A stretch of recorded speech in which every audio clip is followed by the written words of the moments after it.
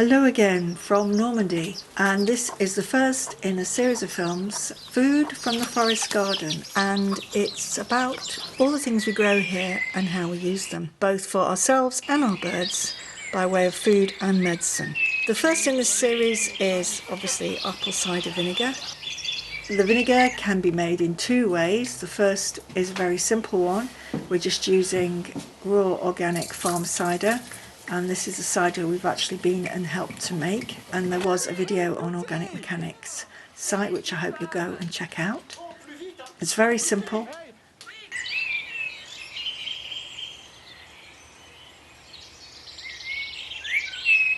Put them into a large mason jar. This is a gallon or 5 litre jar. Just cover it with half a coffee filter and put a paper bag over the top of it and ignore it, and leave it for 5 to 6 weeks.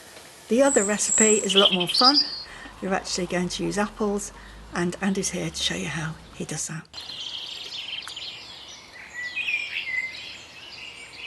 These are the apples that we've got. They're last year's apples, and they are kept in cold storage and sent to our organic shop. But once they're out, they very rapidly start to deteriorate. They can't sell them, we get them for our birds. But very often they are good enough to make something else, in this case apple cider vinegar. I'm going to be making it in this wide mouth mason jar, which is 5 litres or 1 gallon. Normally used for storing olives in olive oil. So once it's washed, it's a great storage vessel. And it does have a lid with a rubber seal, so you can seal everything in afterwards. The advantage of using a wide mouth jar like this is you can put in quite large pieces of fruit, and at the end of the fermentation process you can remove it quite easily. So the first stage is really simple. We're going to take these apples, wash them. I normally give them a scrub in cold water. Cut out any bad bits, for example things like that, and then I'm going to cut them into chunks about as big as the first joint of my thumb. The thing you can see here at the moment is this wonderful variety of apples that we've got, which is great for making apple cider and ultimately apple cider vinegar. The more mixture you have, the better it will be. We start cutting them up. Don't worry about anything like the pips. It'll be all grist to the mill.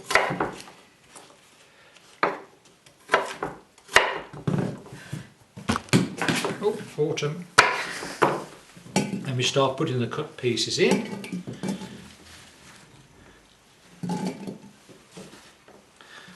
We want to bring them up to about this height in the jar, about 1.5 inches, 2 inches from the top. So now I've got the jar as full as I want with the apple inside. I'm going to top up now with some water.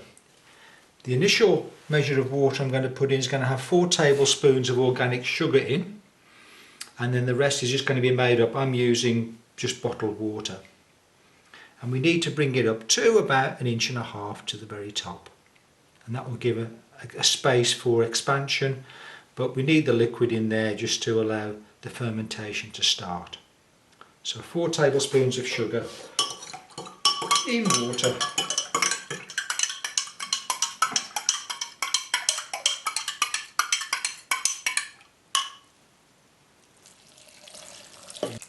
I've added about 2 litres of water there. I'm going to cover the top to just stop dust getting in, but the airborne yeast will still get into there. And what I like to do is I get one of these organic, these are ecological coffee filter papers, tear them in half, and then attach them with an elastic band like that. I do put the lid on, but it's not clamped down so I don't lose the lid. And now I'll cover the whole thing with a brown paper bag. This is just to help preserve the colour. We're one day from starting the cider off, so we'll have a look at it. I can see some bubbles have started to rise up. Oh yeah, can you see as I'm pushing it down, there's the bubbles are coming up, so I'll give it a stir. I want to push the fruit that's at the very top, that's exposed to the air, I want to push that down and get it back in the liquid. But it's definitely working, and we're getting a nice froth.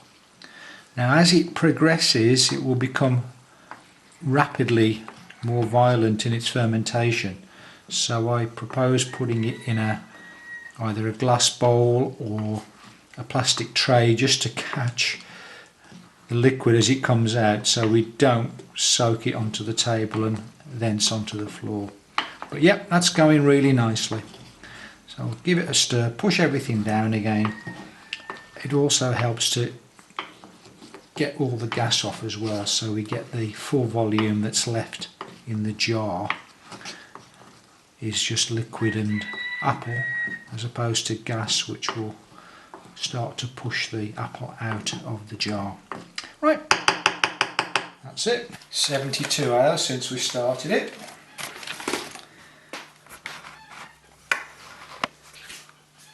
Ooh.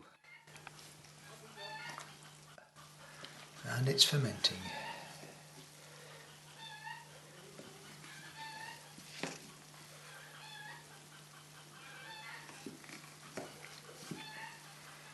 Just pushing the top fruits down so they don't dry out.